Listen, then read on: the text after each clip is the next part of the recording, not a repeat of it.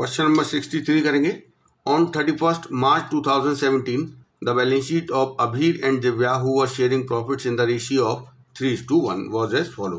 ये देखिए balance sheet दी है। इन्होंने अपना एक नया पार्टनर एडमिट किया है विभोर 1 अप्रैल 2017 से। कितने हिस्से के लिए? 1/5 के लिए। Vibhor shall bring 80,000 as is share of goodwill premium. Vibhor अपने हिस्से की गुडविल के 80,000 रुपये लेकर आएगा। इसके बाद आपको रिवैल्यूएशन की बातें दी हैं। स्टॉक ओवर वैल्यूड है 20,000 से, तो हम स्टॉक को कम करेंगे, रिवैल्यूएशन अकाउंट में डीआर होगा। A debtor whose dues of 5,000 were written off as bad डेब्ट पेड 4,000 इन फुल सेटलमेंट। देखिए जो हमारा बैड डेब्ट ऑलरेडी राइट ऑफ हम कर चुके हैं उसमें से 4,000 रुपये मिल गए हैं। ये बैड डेब्ट रिकवर्ड है, ये रिवैल्यूएशन अकाउंट में सीआर होगा। इसके बाद 2 मंथ सैलरी 6,000 पर मंथ से आउटस्टैंडिंग है, ये अनरिकॉर्डेड लाइबिलिटी है। 6,000 रुपये से 2 महीने की सैलरी 12,000, ये अनरिकॉर्डेड लाइबिलिटी है, ये हमारे रिवैल्यूएशन के डीआर में आएगी। Vibhor was to bring in capital to the extent of 1/5 of the total capital of the new firm. Vibhor की यहाँ पर कैपिटल नहीं बताई है, ये कहा गया है कि विभोर पूरी फर्म की जो कैपिटल है, न्यू फर्म की जो टोटल कैपिटल है उसका 1/5 लेकर आएगा।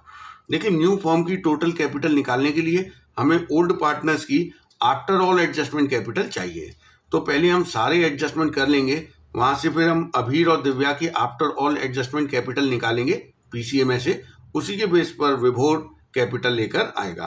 तो देखिए prepare revaluation account, capital account and balance sheet.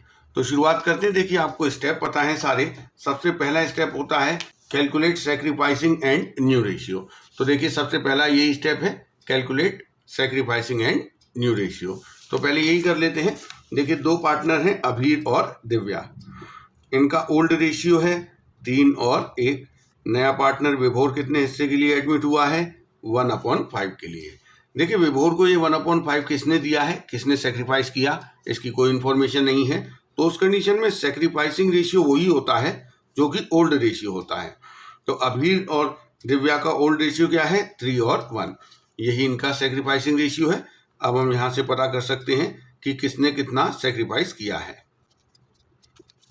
देखिए टोटल तो 1/5 ही सेक्रीफाइस करना है, क्योंकि नए पार्टनर को 1/5 चाहिए। इस 1/5 में से अभीर कितना देगा? सेक्रीफाइसिंग रेशियो के हिसाब से 3/4 पार्ट तो अभीर देगा, और 1/5 का 1/4 पार्ट कौन देगा? दिव्या। तो यहाँ से देखिए हमें पता चल गया 3/20 इसने सेक्रीफाइस किया है और 1/20 इसने सेक्रीफाइस किया है। अब हम यहाँ से न्यू शेयर निकाल सकते हैं। देखिए अभी का पहले हिस्सा कितना था? 3/4, और सेक्रीफाइस कितना कर दिया? 3/20। तो इसका नया हिस्सा बचा 12/20।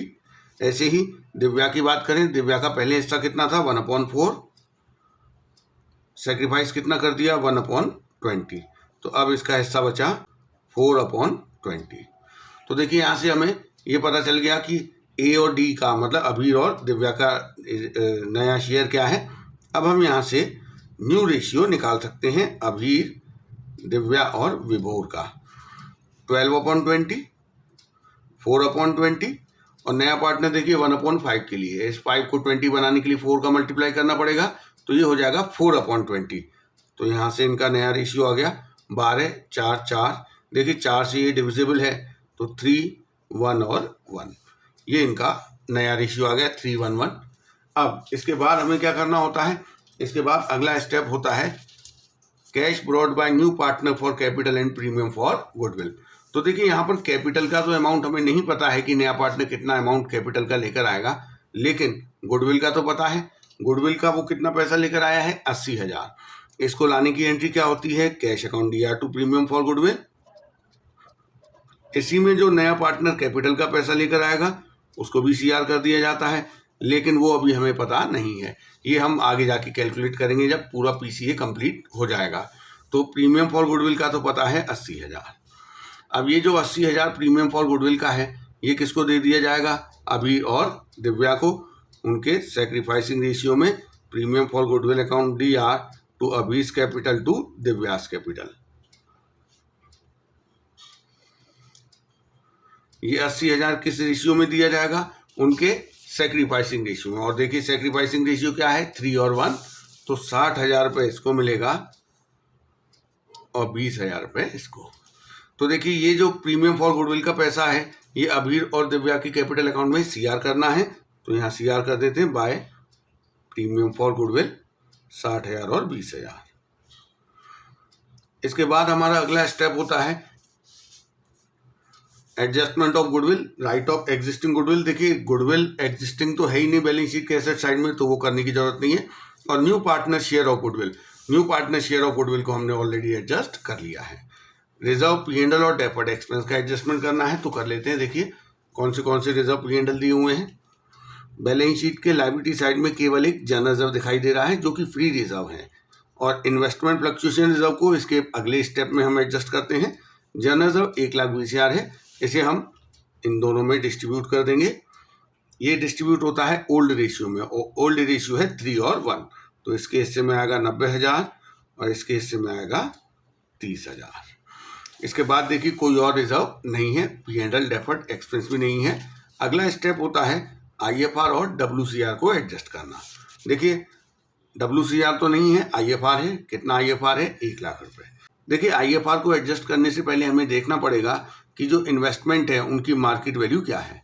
तो देखिए इन्वेस्टमेंट 5 लाख की बुक वैल्यू है, मार्केट वैल्यू 4,40,000, मतलब 60,000 का नुकसान हो रहा है। तो ये जो इन्वेस्टमेंट फ्लक्चुएशन रिजर्व है 1 लाख, इसमें से 60,000 तो इन्वेस्टमेंट की वैल्यू को ब्रॉट डाउन करने में यूज हो जाएगा, बाकी बच जाएगा 40,000 रुपये। 1 लाख में से 60,000 तो इन्वेस्टमेंट की मार्केट वैल्यू को ब्रॉट डाउन करने में चला गया, बाकी बच गया 40,000 रुपये। ये 40,000 इन दोनों में डिस्ट्रीब्यूट हो जाएगा। किस रेशियो में? ओल्ड रेशियो 3 और 1 में, तो 30,000 और 10,000। इसके बाद अगला स्टेप होता है revaluation of assets and reassessment of liabilities. इसके लिए देख लेते हैं हम कौन सी एसेट लायबिलिटीज का रिवैल्यूएशन किया गया है। तो देखिए क्वेश्चन में दिया है सबसे पहले स्टॉक ओवर वैल्यूड है, तो हमें उसे कम करना है। देखिए स्टॉक एसेट है, एसेट को कम करने पर नुकसान होता है, तो हम DR करेंगे उसे टू स्टॉक। कितने से ओवर वैल्यूड है? 20,000 रुपये से। इसके बाद दिया है एक डेटर है जिसके 5,000 रुपये राइट ऑफ कर चुके हैं, वहाँ से 4,000 रुपये मिल गए। ये है बैड डेब्ट्स रिकवर्ड।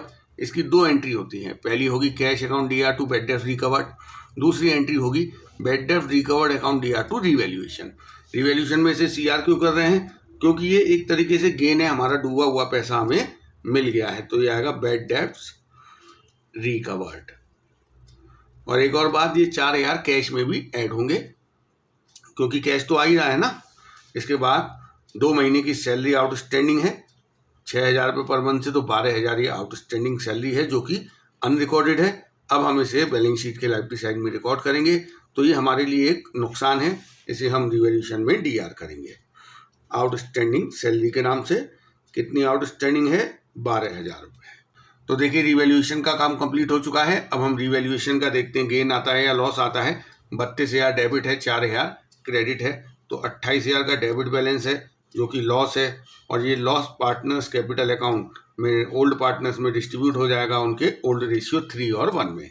तो 3 और 1 में डिस्ट्रीब्यूट करेंगे 21,000 और 7,000। तो रिवैल्यूएशन कंप्लीट हो गया। रिवैल्यूएशन से जो लॉस आया है वो पार्टनर्स कैपिटल अकाउंट में डेबिट में ट्रांसफ़र होगा टू रिवैल्यूएशन के नाम से 21,000 और 7,000। तो देखिए ये भी हमारा स्टेप कंप्लीट हो चुका है रिवैल्यूएशन वाला। इसके बाद कैपिटल को एडजस्ट करना है। देखिए कैपिटल का एडजस्टमेंट नहीं करना है, लेकिन हमें नए पार्टनर की कैपिटल अभी कैलकुलेट करनी है।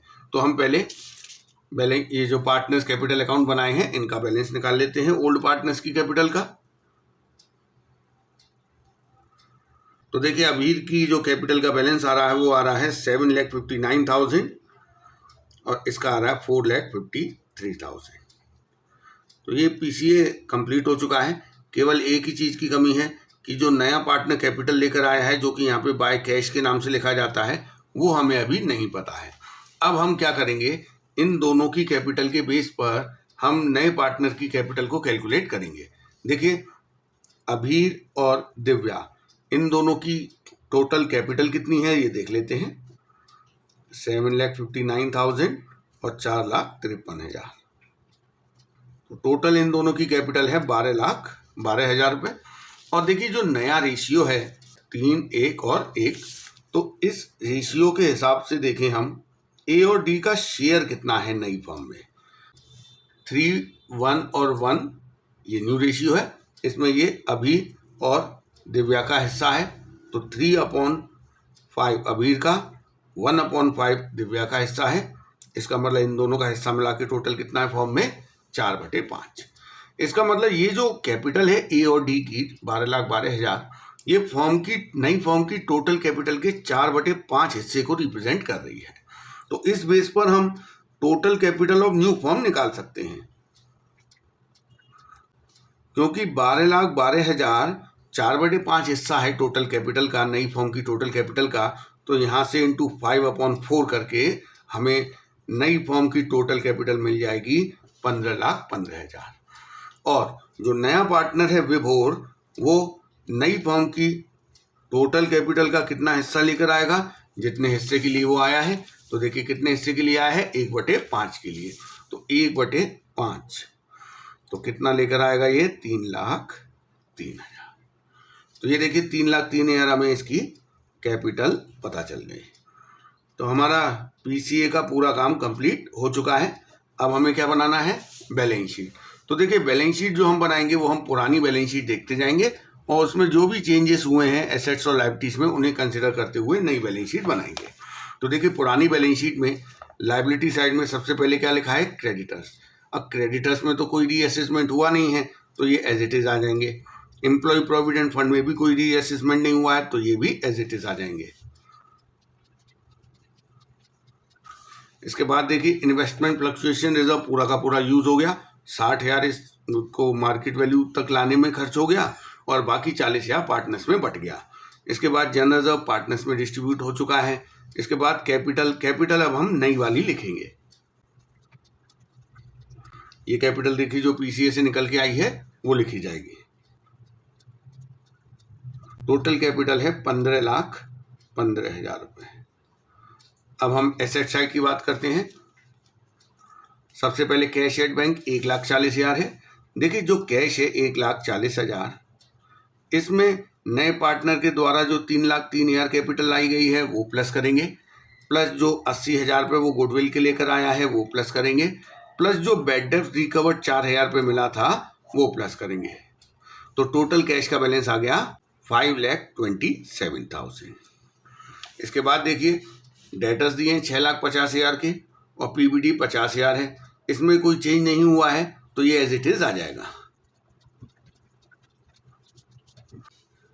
इसके बाद स्टॉक दिया है। देखिए स्टॉक ओवर वैल्यूड था, तो हमने स्टॉक की वैल्यू को 20,000 रुपये डाउन कर दिया था, तो अब ये 3 लाख की जगह आएगा 2,80,000 रुपये। इसके बाद जो इन्वेस्टमेंट है, तो देखिए इन्वेस्टमेंट की अब मार्केट वैल्यू 4,40,000 है, तो अब हम उसी पे दिखाएंगे इसे।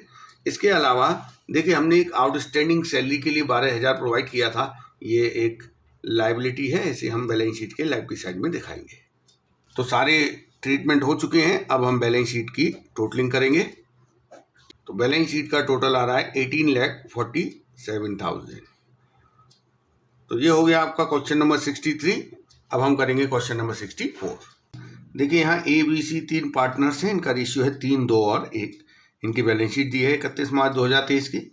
इन्होंने एक न्यू पार्टनर डी को एडमिट किया है 1 अप्रैल 2023 को और उसकी कैपिटल रहेगी 50,000 रुपये। Following adjustment are agreed.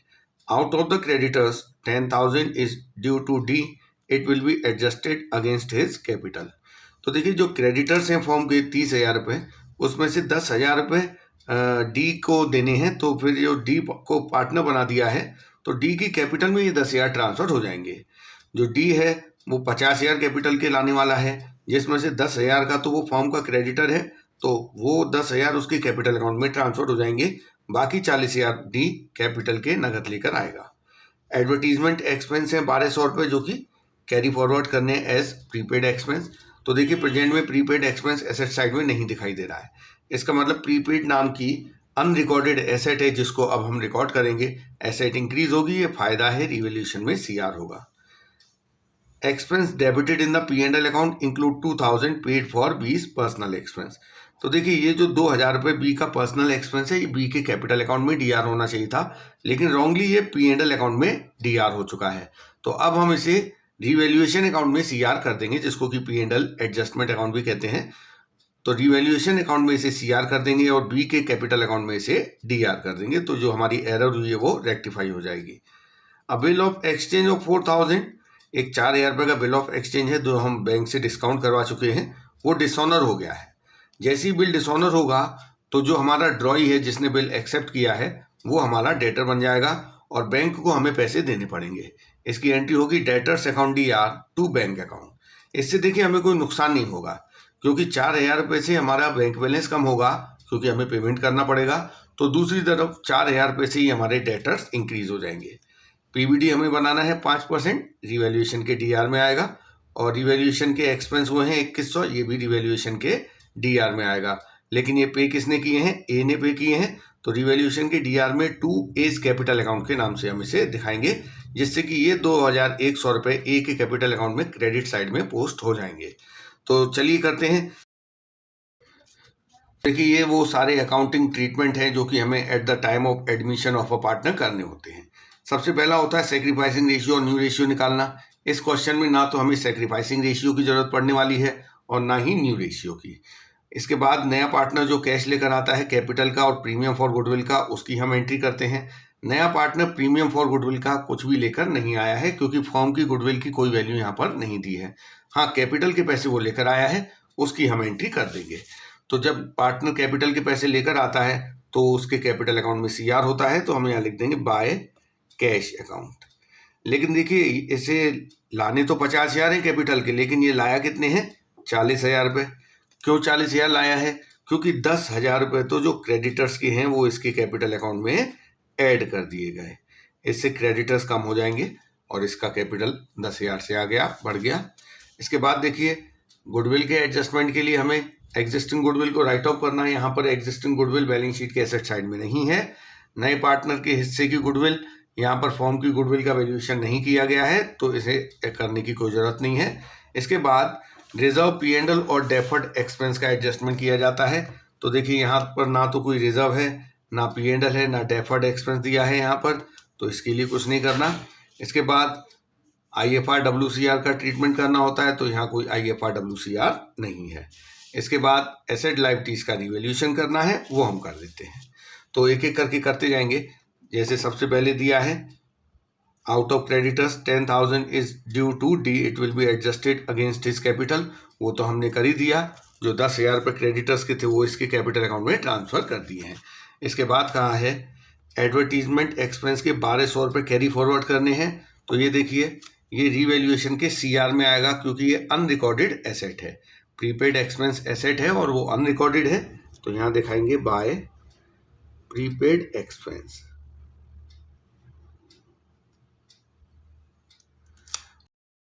इसके बाद देखिए expense debited in P&L account include 2,000 paid for B's personal expense. तो बी के पर्सनल खर्चे के 2,000 रुपये P&L अकाउंट में डेबिट हो चुके हैं, तो अब उसे सही करने के लिए हमें क्रेडिट करना पड़ेगा। तो यहाँ लिख देंगे, और ये बी के पर्सनल एक्सपेंस है तो बी के कैपिटल अकाउंट में ये यहाँ से डेबिट साइड में पोस्ट हो जाएंगे, मतलब बी के कैपिटल अकाउंट में से 2,000 रुपये कट जाएंगे। इसके बाद देखिए एक बिल ऑफ एक्सचेंज है 4,000 रुपये का, वो डिसऑनर हो गया है। देखिए इससे हमारा कोई फ़ायदा या नुकसान नहीं होगा। बिल ऑफ एक्सचेंज डिसऑनर हो गया, इससे क्या हुआ, हमें 4,000 रुपये का बैंक को पेमेंट करना पड़ा, बैंक बैलेंस कम हो जाएगा, और दूसरी तरफ हमारे डेटर्स इंक्रीज हो जाएंगे। तो इससे हमारे नुकसान या फ़ायदा कुछ भी नहीं हुआ। इसकी देखिए जर्नल एंट्री कैसे होगी। इसकी एंट्री होगी debtors account DR to bank account. 4,000 रुपये से हमें ये एंट्री करनी पड़ेगी। तो आप देखिए यहाँ पे हमारा कोई रिवैल्यूएशन डीआर सीआर नहीं हुआ, क्योंकि डेटर्स इंक्रीज हो गए हैं और बैंक बैलेंस डिक्रीज हो गया है, तो इसका हमारा रिवैल्यूएशन अकाउंट पे कोई इफेक्ट नहीं आएगा। इसके बाद देखिए हमें पीबीडी क्रिएट करना है 5%। डेटर्स हैं हमारे 30,000 रुपये के, लेकिन देखिए 30,000 के डेटर्स तो ये रहे और 4,000 से हमने अभी अभी डेटर्स बढ़ा दिए हैं, क्योंकि वो बिल डिसऑनर हो गया था, तो जो ड्रॉई है वो हमारा डेटर बन गया। तो 30,000 के डेटर्स बैलेंस शीट में हैं, 4,000 के डेटर्स ये रहे, टोटल 34,000 के डेटर्स हो गए। इस पर हमें 5% का पीबीडी क्रिएट करना है, जो कि रिवैल्यूएशन में डीआर होगा। 34,000 का 5% 1,700 रुपये। इसके बाद देखिए एक्सपेंस हुआ है रिवैल्यूएशन का 2100 रुपये, ये रिवैल्यूएशन अकाउंट में डीआर होगा, लेकिन ये टू कैश ना लिख के टू एस कैपिटल लिखा जाएगा, क्योंकि ये खर्चा फॉर्म की तरफ से ए ने पे किया है। तो रिवैल्यूएशन की सारी बातें कंप्लीट हो गई हैं। अब हम आगे बढ़ेंगे, रिवैल्यूएशन का गेन या लॉस कैलकुलेट करेंगे। तो यहाँ से जब हम रिवैल्यूएशन का निकालेंगे तो लॉस आ रहा है 600 रुपये का बाय पार्टनर्स कैपिटल अकाउंट। ये जो 600 रुपये का नुकसान हुआ है ये हम पार्टनर्स में डिस्ट्रीब्यूट कर देंगे, ए, बी और सी में। इनका जो ओल्ड प्रॉफिट शेयरिंग रेशियो है 3-2-1 उसमें, तो 300, 200 और 100। तो रिवैल्यूएशन कंप्लीट हो गया। अब हम पीसीए अकाउंट कंप्लीट करेंगे। तो देखिए यहाँ से जो रिवैल्यूएशन का लॉस आया है ये पार्टनर्स के कैपिटल अकाउंट में डीआर हो जाएगा 300, 200 और 100 रुपये। इसके अलावा देखिए यहाँ पर जो रिवैल्यूएशन का एक्सपेंस ए ने पे किया था, ये देखिए बाय टू एस कैपिटल लिखा है, इसकी यहाँ पोस्टिंग हो जाएगी बाय रिवैल्यूएशन के नाम से। और ये जो बी का एक्सपेंस था 2000 रुपये, जो कि फॉर्म ने गलती से पे कर दिया था, P&L अकाउंट में डीआर कर दिया था, ये बी के कैपिटल अकाउंट में डीआर होगा टू रिवैल्यूएशन के नाम से। अब हम यहाँ से पार्टनर्स की कैपिटल के बैलेंस निकालेंगे। तो ए की कैपिटल का बैलेंस आ रहा है 61,800, बी का 57,800, सी का 39,900, डी का 50,000। तो हमें चारों पार्टनर की कैपिटल के बैलेंस मिल गए हैं। अब हम बैलेंस शीट बनाएंगे। बैलेंस शीट के लिए देखिए हम पुरानी बैलेंस शीट देखते जाएंगे और जो भी चेंजेस हुए हैं उन्हें कंसिडर करते हुए नई बैलेंस शीट बनाएंगे। तो पुरानी बैलेंस शीट में सबसे पहले आपको कैपिटल दिया है, तो 3 पार्टनर्स की कैपिटल है, अब तो 4 पार्टनर हो गए हैं। और कैपिटल कौन सी लिखी जाएगी? जो आफ्टर ऑल एडजस्टमेंट ABCD की कैपिटल आई है। उसके बाद क्रेडिटर्स हैं, क्रेडिटर्स देखिए 30,000 के हैं, लेकिन इसमें से 10,000 रुपये जो डी को देने थे वो तो उसके कैपिटल अकाउंट में ट्रांसफर कर दिए, क्योंकि डी को पार्टनर बना दिया है। तो क्रेडिटर्स 10,000 से कम हो जाएंगे और बिल्स पेबल में कोई चेंज नहीं हुआ है, ये एज इट इज रहेगा। तो देखिए सबसे पहले हम लिखेंगे कैपिटल। कैपिटल देखिए ये जो हमने निकाली है पीसीए से, ये वाली लिखी जाएगी। टोटल आ रहा है 2,09,500 कैपिटल का। इसके बाद क्रेडिटर्स, देखिए क्रेडिटर्स बैलेंस शीट में दिए हैं 30,000 के, लेकिन हम 10,000 कम कर देंगे क्योंकि वो डी को देने थे, जो कि उसके कैपिटल अकाउंट में ट्रांसफर हो चुके हैं। तो अब क्रेडिटर्स आएंगे 20,000 और जो बिल्स पेबल हैं 10,000 के, उनमें कोई चेंज नहीं है, वो एज इट इज आ जाएंगे। अब हम एसेट साइड की बात करते हैं। देखिए एसेट साइड में सबसे पहले है लैंड एंड बिल्डिंग 50,000, उसमें कोई चेंज नहीं है, एज इट इज लिखेंगे। प्लांट एंड मशीनरी में भी कोई चेंज नहीं है। फर्नीचर में, स्टॉक में, इन चारों में कोई चेंज नहीं हुआ है, तो इन्हें एज इट इज पहले लिख देते हैं।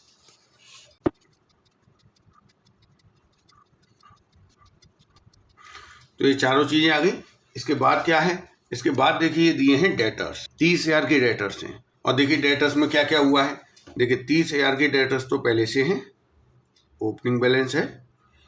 और आप देखिए यहाँ पर हमने एक एंट्री की थी debtors account DR to bank, क्योंकि एक जो बिल डिसऑनर हो गया था 4,000 रुपये का, तो वो जो ड्रॉई है वो हमारा डेटर बन गया। तो 4,000 रुपये डेटर्स में हमने जोड़ दिए, तो अब हमारे डेटर्स हो गए 34,000 के। फिर हमने पीबीडी क्रिएट किया था 5% 1,700 का, तो अब हमारे नेट इधर दिखाई देगा 32,300 रुपये। इसके बाद बिल रिसीवेबल 20,000 के हैं, इनमें कोई चेंज नहीं आएगा। और जो बैंक है 10,000, उसमें देखिए जहाँ जहाँ से कैश आया है वो प्लस होगा और जो गया है वो माइनस होगा। तो पहले हम बिल रिसीवेबल लिख देते हैं 20,000।